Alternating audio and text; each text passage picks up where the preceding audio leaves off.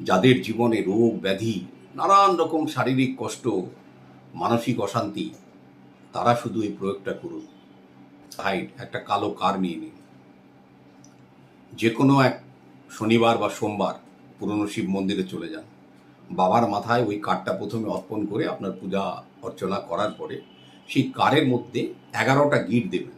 যতবার গিট দেবেন বলবেন, ওম জুং স মহামৃত্যুঞ্জয় বাবা বিশ্বনাথ দেবায় নমঃ বলে গিটটা দিয়ে দেবেন।